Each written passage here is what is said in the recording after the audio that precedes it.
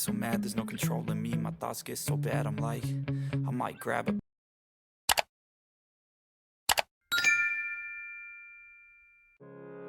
เที่ยวดีกว่าสวัสดีค่ะ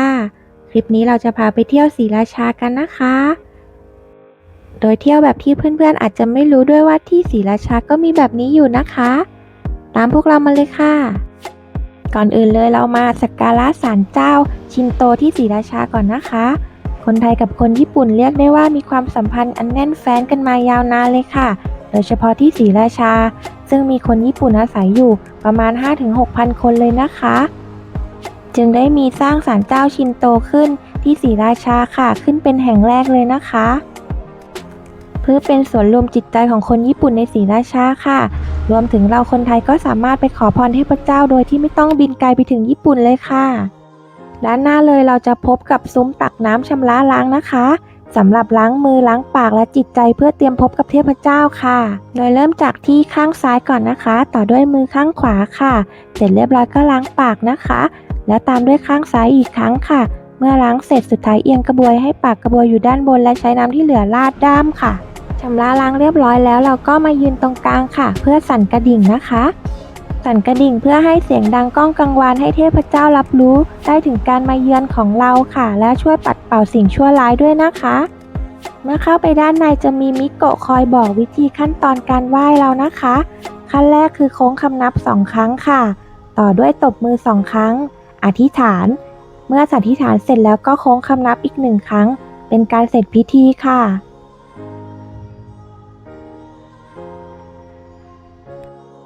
ปาคุกุริค่ะให้เราสามารถเขียนคำอธิษฐานต่างๆบนตัวปลาและแขวนไว้ที่ข้างศาลเจ้าได้ด้วยนะคะยังคงความญี่ปุ่นกันต่อนะคะเรามาที่คาเฟ่คอฟฟี่อาชิบิค่ะยกญี่ปุ่นมาไว้ที่ศรีราชาเลยค่ะจะเป็นตกแต่งด้วยสไตล์ญี่ปุ่นนะคะร้านน่ารักมากเลยค่ะจะมีเบอร์เกอร์กาแฟไอศครีมแล้วก็ขนมญี่ปุ่นจำหน่ายนะคะเมื่อเราซื้อเสร็จเดี๋ยวเราก็ไปนั่งทานห้องแอร์ด้านในกันค่ะช่วงนี้เราละเว้นเนื้อสัตว์นะคะเราก็เลยทานได้แค่ไอศครีมกับเฟรนช์ฟรายค่ะนี่ค่ะร้านไอศครีมค่ะทั้งแบบโคนและแบบถ้วยราคา65 บาทนะคะเราต้องมาออเดอร์ตรงนี้นะคะสั่งอาหารด้านนี้ค่ะ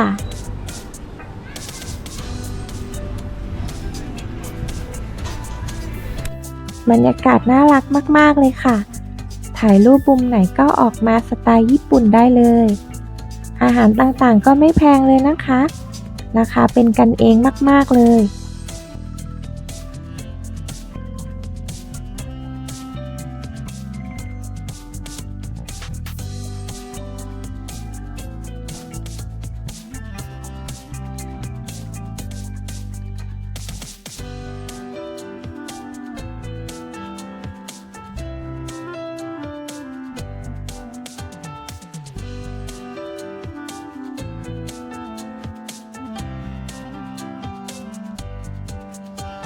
เมื่อสั่งเสร็จเรียบร้อยแล้วไอศกรีมเขาจะให้เป็นใบเสร็จใบเล็กมานะคะ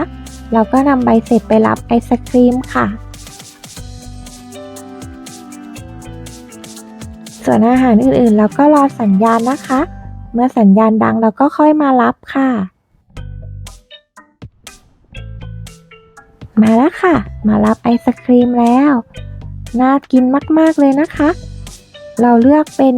ใส่แก้วค่ะโดยจะเป็นทูโทนแล้วก็มีถั่วแดงกับดังโง่นะคะ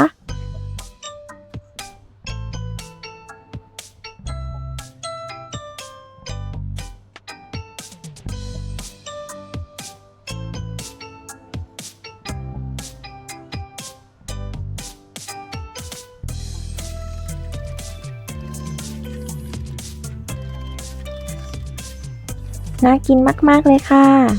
เดี๋ยวเราไปชิมกันด้านในนะคะ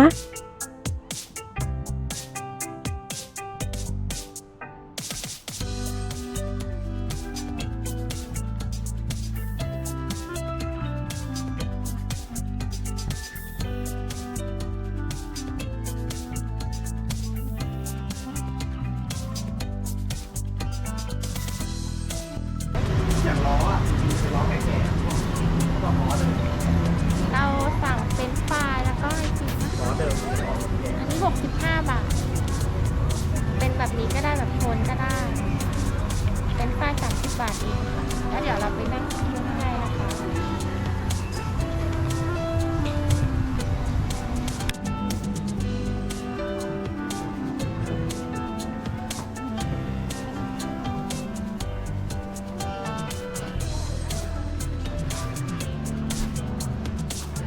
ด้านในแอร์เย็นฉ่ำเลยค่ะ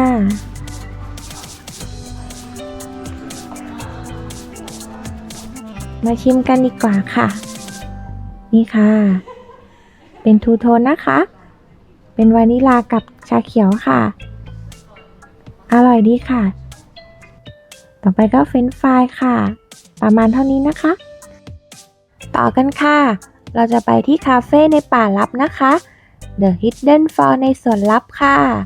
อยู่ใกล้กับน้ำตกชันตาเถนนะคะ ที่นี่อยู่ค่อนข้างไกลเลยค่ะ จะอยู่เข้ามาในป่าลับเลยค่ะ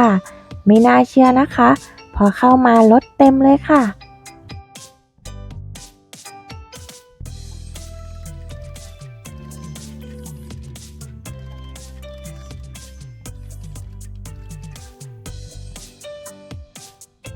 สวัสดีค่ะ วันนี้เราพามา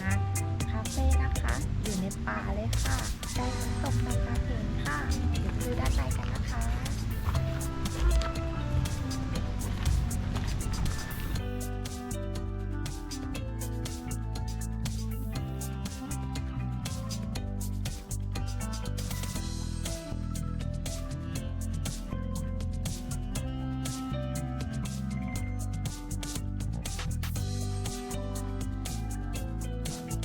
เราเข้าไปออเดอร์ด้านในก่อนนะคะ แล้วไปหาที่นั่งกันค่ะ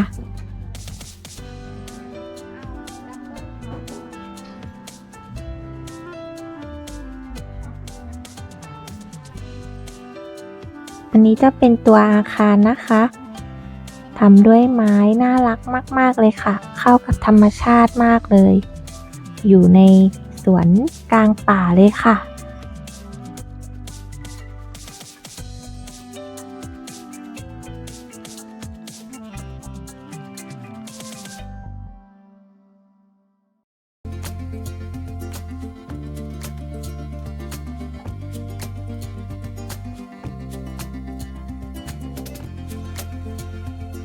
ก่อนจะไปดูที่นั่งด้านล่างกันนะคะ ทางร้านให้สเปรย์ตะไคร้มาฉีดก่อนค่ะ เพราะด้านล่างยุงค่อนข้างเยอะนะคะ แล้วก็เอามาฉีดก่อนเลยค่ะ ก่อนจะลงไปนั่งก็สะดุดกับเจ้าแพะแม่ลูกค่ะ น่ารักมากเลย ได้เหรอคะได้เหรอ แม่วันนี้ อันนี้8 วันเหรอคะ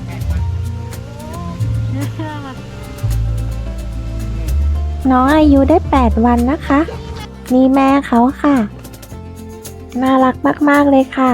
ทางเจ้าของร้านบอกให้อุ้มได้ค่ะ ด้วยการช้อนตูดเขานะคะ ขนมกับน้ำเราได้แล้วค่ะ เดี๋ยวเราไปเลือกที่นั่งกันนะคะ มาดูกันค่ะ ที่นั่งจะเป็นยังไงค่ะ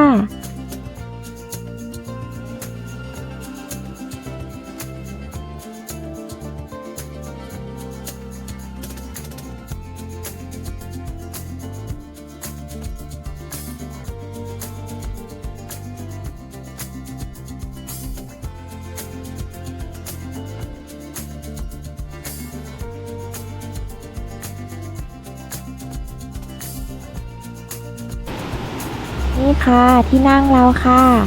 อยู่ติดริมทานเลยนะคะ จิบชาไปนั่งฟังเสียงน้ำไหลไปฟินมากเลยค่ะ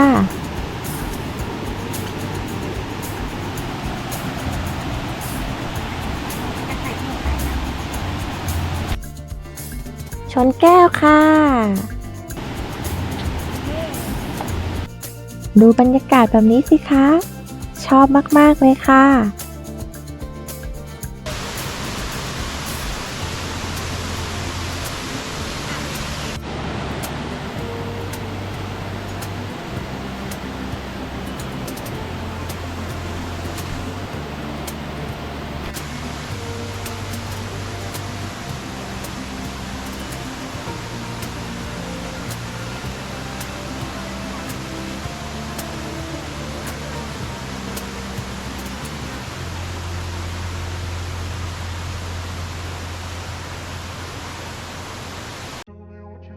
จิบชากินขนมเสร็จแล้วเราก็ไปเดินเล่นลำธารกันค่ะ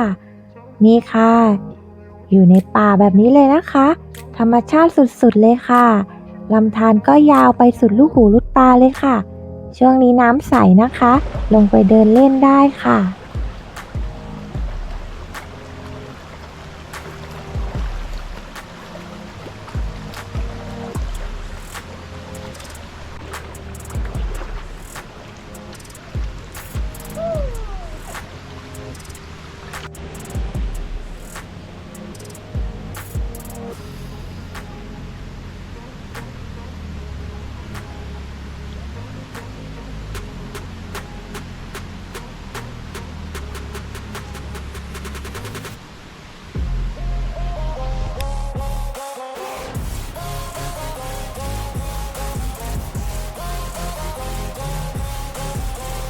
ศรีราชาก็มีแบบนี้ด้วยนะคะเพื่อนๆ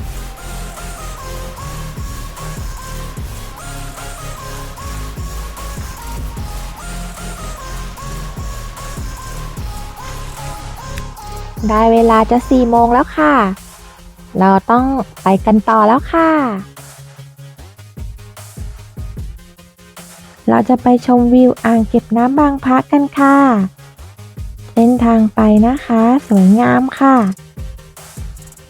ถึงแล้วค่ะ เราเข้าไปในนี้เลยนะคะสำนักงานชลประทานที่ 9 ค่ะ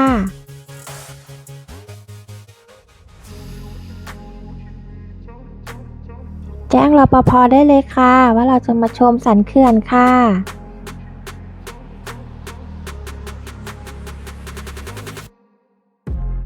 เรียบร้อยก็เข้ามาเลยนะคะ มีที่จอดรถสะดวกสบายเลยค่ะ นี่ค่ะเห็นทางขึ้นแล้วค่ะ สวยงามมากเลยนะคะหญ้าสีเขียวตัดกับท้องฟ้า สวัสดีค่ะ เราพามาเที่ยวจุดชมวิวอ่างเก็บน้ำบางพระนะคะ อากาศกำลังดีเลยไปเที่ยวกัน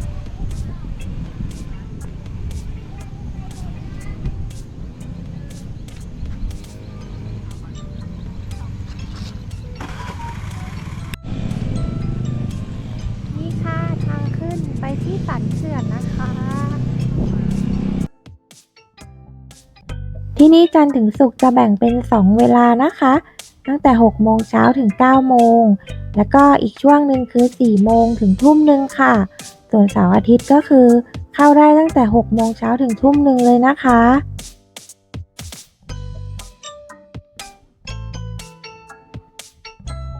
อากาศดีมากๆเลยค่ะ ลมเย็นมากเลยนะคะ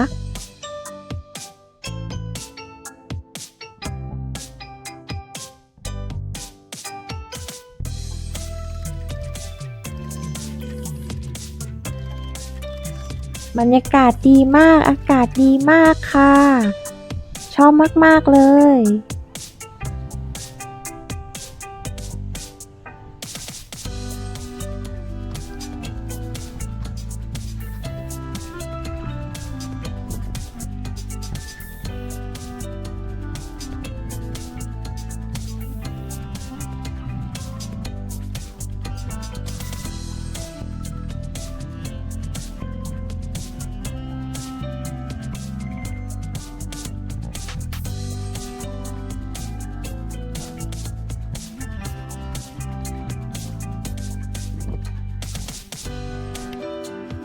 ที่นี่ก็จะมีคนมาวิ่งออกกำลังกายด้วยนะคะ อากาศดีค่ะ เหมาะแก่การออกกำลังกายจริงๆค่ะ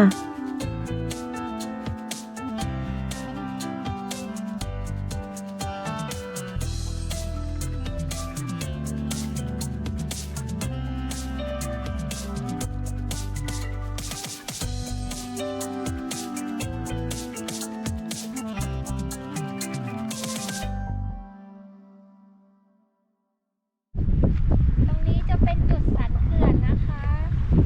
ลมเย็นมากเลยค่ะ ส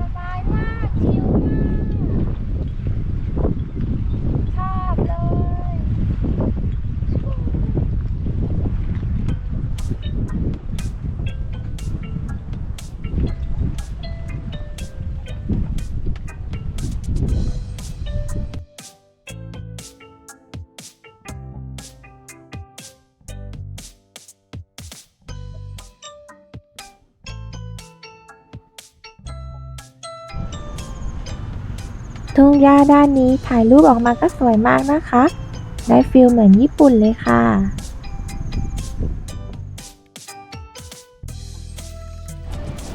ก่อนกลับกรุงเทพแล้วก็แวะทะเลบางแสนกันก่อนนะคะพระอาทิตย์จะตกแล้วค่ะ บรรยากาศดีมากเลย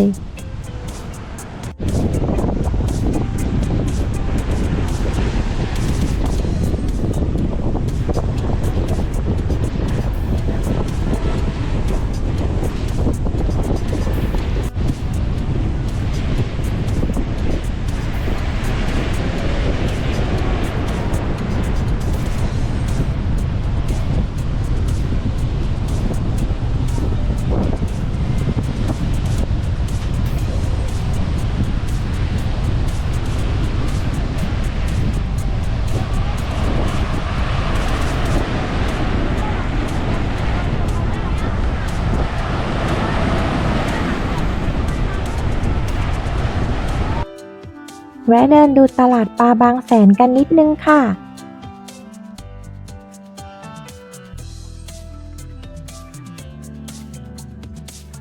ด้านในจัดเป็นสไตล์ญี่ปุ่นนะคะ น่ารักดีค่ะ